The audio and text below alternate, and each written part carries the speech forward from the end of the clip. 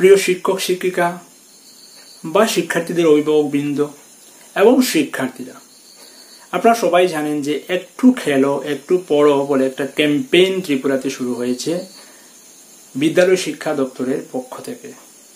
এই লকডাউনে ছাত্রছাত্রীরা যাতে ডিস্ট্রেক্ট না হয় সেজন্য এই ক্যাম্পেইন নেওয়া হয়েছে, যাতে পড়াশোনার সঙ্গে নিজেকে যুক্ত রাখতে পারে সেজন্য এই ক্যাম্পেইন নেওয়া হয়েছে। সেটা activity based learning through playing game, এমন কিছু অ্যাক্টিভিটি প্রতিদিন দেয়া হয়, যেটা শুরু হয়েছিল জুন মাসের লাস্ট উইকে এবং চলছে সফলভাবে। প্রতিদিন ছাত্রছাত্রীরা একটা টাস্ক করে দিতে হয়, বিদ্যালয়ের শিক্ষক মহাশয়রা সেটা ছাত্রছাত্রীদের বাড়িতে পাঠিয়ে দেন টেক্সট মেসেজের মাধ্যমে বা হোয়াটসঅ্যাপ গ্রুপের মাধ্যমে, এবং শিক্ষার্থীকে সেই টাস্কটা কমপ্লিট করতে হয়। কমপ্লিট করে সেটা ছবি তুলে পাঠিয়ে দিতে হয় স্যার বা ম্যাডামকে। স্যার বা ম্যাডাম ঊর্ধ্বতন কর্তৃপক্ষকে পাঠিয়ে দেন। সেক্ষেত্রে কিন্তু সবার দায়িত্ব রয়েছে, শিক্ষক শিক্ষিকার যেমন দায়িত্ব রয়েছে, অভিভাবকদেরও দায়িত্ব রয়েছে, শিক্ষার্থীদেরও কিছু দায়িত্ব রয়েছে। তো প্রথমে বলছি শিক্ষার্থীদের কি করণীয়। প্রিয় শিক্ষার্থী বন্ধুরা, তোমরা লকডাউনে বাড়িতে আছো, অনলাইন ক্লাস চলছে, অনেকে হয়তো অনলাইন ক্লাস দেখতে পাচ্ছ, অনেকের আবার সেই ফ্যাসিলিটি নেই। তো আমি আশা করছি এই ভিডিওটা যারা দেখছো সবাই কিন্তু অনলাইন ক্লাস দেখতে পাচ্ছ, মানে তোমাদের মোবাইল ফোনে ইউটিউবের মাধ্যমে বা ফেসবুকের মাধ্যমে ক্লাসগুলো দেখার ফ্যাসিলিটি রয়েছে। তোমাদের উচিত হচ্ছে অনলাইনে যেভাবে ক্লাসগুলো দেখছো, একটু খেলো একটু পড়ো, এই ক্যাম্পেইনে কিন্তু দু ধরনের অ্যাক্টিভিটি দেওয়া হয়। যাদের স্মার্টফোন নেই তাদের জন্য SMS কন্টেন্ট দেওয়া হয়, আর যাদের স্মার্টফোন রয়েছে তাদেরকে হোয়াটসঅ্যাপ গ্রুপের মাধ্যমে ভিডিও কন্টেন্ট দেওয়া হয়। ভিডিও দেখে তোমরা কিছু জিনিস শিখবে, শিখে সেটা থেকে কিছু অ্যাক্টিভিটি তৈরি করবে। যেমন প্রথম দিন দেওয়া হয়েছিল যে পেন্সিলটাকে শার্পনার দিয়ে শার্প করে যে অংশ বেরিয়ে যাবে, যেগুলো আমরা ফেলে দিই, কাঠের টুকরোগুলো বেরিয়ে যায় তো, যেগুলো আমরা ফেলে দিই সেগুলো ব্যবহার করে তোমরা পুতুলের জামা তৈরি করবে বা ফুল তৈরি করবে বা আনারস তৈরি করবে। অনেকেই সেই অ্যাক্টিভিটিগুলো তৈরি করেছেন, আমাদের SMDN গ্রুপে অনেকেই শেয়ার করেছেন, দেখে খুব ভালো লেগেছে। তো এই যে তোমরা শিখে নিলে এবং খেলার চলে শিখলে, তো এমন যে অ্যাক্টিভিটিগুলো তোমাদের স্যার বা ম্যাডামরা শেয়ার করবেন, হয়তো তোমার মোবাইলে বা হয়তো তোমার বাবা বা ভাই বা মায়ের মোবাইলে শেয়ার করবেন, তোমরা সেই ভিডিওগুলো দেখবে, দেখে সেখান থেকে যা শিখবে অবশ্যই সেটা তৈরি করবে, তৈরি করে ছবি তুলে আবার হোয়াটসঅ্যাপ গ্রুপে পাঠিয়ে দেবে। সেটা হচ্ছে তোমাদের দায়িত্ব। যেহেতু তোমাদের এখন স্কুল খুলছে না, পড়াশোনা হচ্ছে না, পরীক্ষা হয়ে যাওয়ার কথা কিন্তু ছিল, পরীক্ষা হচ্ছে না, তো এই যে অ্যাক্টিভিটি থেকে কিন্তু তোমার মূল্যায়ন হবে। তো অবশ্যই সবাই পার্টিসিপেট করবে, ওকে। আর যাদের স্মার্টফোন নেই, SMS এর মাধ্যমে যে পাচ্ছ কন্টেন্টগুলো, তোমরা যে কন্টেন্টগুলো SMS এর মাধ্যমে দেওয়া হয়, ম্যাথমেটিক্যাল টাস্ক দেওয়া হয় বা গল্প লিখো এমন কিছু দেওয়া হয়, বর্ণ দিয়ে শব্দ তৈরি করে এমন কিছু দেওয়া হয়, তোমরা সেগুলো শিখবে।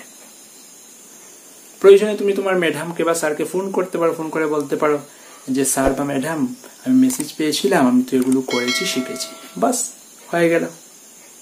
ম্যাডামকে বা স্যারকে জানাতে হবে কিন্তু, ওকে। আর অভিভাবক হিসেবে আপনাদের দায়িত্ব হচ্ছে বিদ্যালয় থেকে যে ডাটাগুলো শেয়ার করা হচ্ছে, যে অ্যাক্টিভিটিগুলো শেয়ার করা হচ্ছে, সেগুলো ছাত্রছাত্রীদের কাছে পৌঁছে দেবেন। অনেক অভিভাবক আছেন এমন যে স্মার্টফোন রয়েছে, সকালবেলা কাজে বেরিয়ে যান, আবার ফিরতে রাত হয়, বাচ্চাদেরকে দিতে পারেন না। তো কন্টেন্টগুলো কিন্তু ভোরবেলাই দেওয়া হয়, আপনি হয়তো কাজে যাচ্ছেন 9টা বা 10টার সময়, তার আগে কিন্তু বাচ্চাদেরকেই কন্টেন্টগুলো দিতে পারেন, তাদেরকে দেখাতে পারেন। খুব বেশি লম্বা দেওয়া হয় না, 10 থেকে 15 মিনিটের একটা টাস্ক দেওয়া হয়।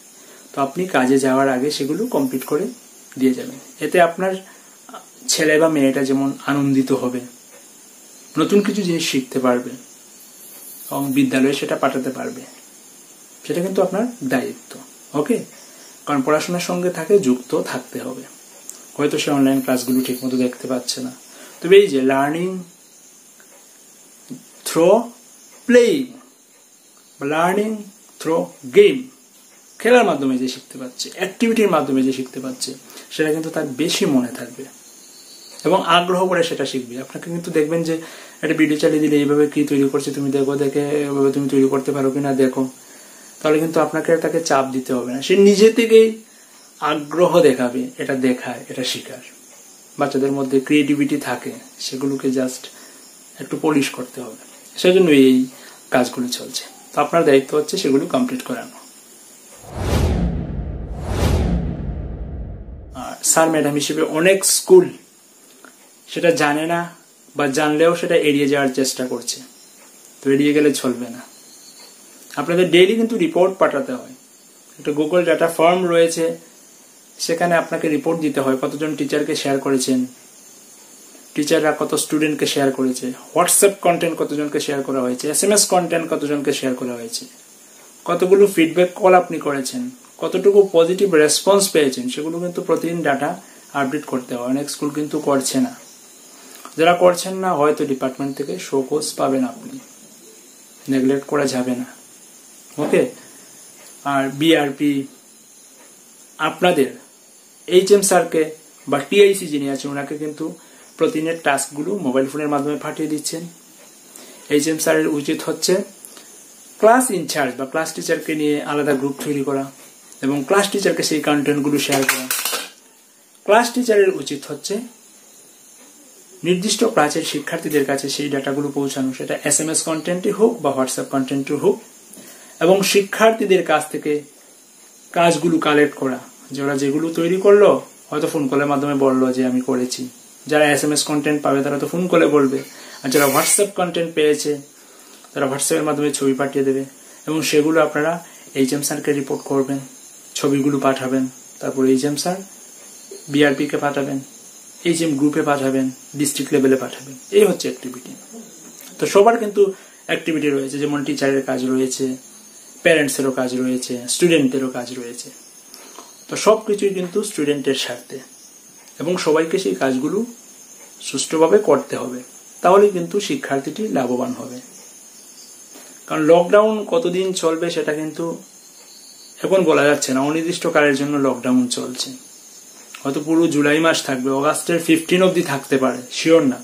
হয়তো দেখা যায় পুরো অগাস্ট বিদ্যালয় খোলা যাবে না, সেপ্টেম্বরে খোলা হবে। তো এই যে 2 মাস, এমনিতে তো অনেক সময় নষ্ট হয়ে গেছে। এই যে 2 মাস, সেই সময় কিন্তু শিক্ষার্থীদের পড়াশোনার সঙ্গে যুক্ত রাখতে হবে। না হলে কিন্তু পড়াশোনা থেকে একবার ডিস্ট্রিক্ট হয়ে গেলে একটু সমস্যা হবে তাকে সেই ছন্দে ফিরিয়ে আনতে। তো তাকে যাতে ছন্দহারা না হতে হয়, সেজন্য কিন্তু সবার দায়িত্ব।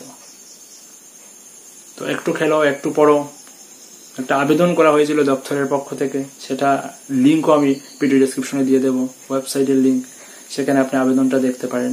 এবং আপনার যে দায়িত্ব, হয়তো আপনি শিক্ষক হিসেবে আপনার যে দায়িত্ব সেটা আপনি পালন করছেন, অভিভাবক হিসেবে আপনার যে দায়িত্ব সেটা আপনাকে পালন করতে হবে, আর শিক্ষার্থী বন্ধুরা তোমাদের যে দায়িত্ব বললাম সেটাও কিন্তু তোমাদের পালন করতে হবে। তাহলেই কিন্তু একটু খেলো একটু পড়ো সেটা সার্থক হবে। আজ আর বেশি কথা বলছি না। স্টাডি সংক্রান্ত সমস্ত আপডেটের জন্য SMDN টিউটোরিয়াল ইউটিউব চ্যানেলটাকে অবশ্যই সাবস্ক্রাইব করে রেখে দেবে। দেখা হচ্ছে পরবর্তী ক্লাসে। ততক্ষণ ভালো থাকুন। Keep watching and keep supporting our channel. Thank you.